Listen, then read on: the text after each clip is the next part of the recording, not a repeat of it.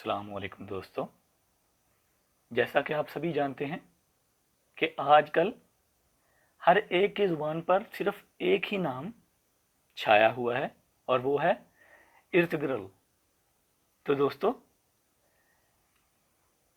ये the release drama serial का hero है।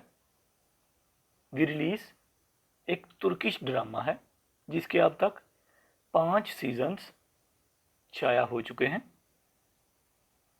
पहला सीज़न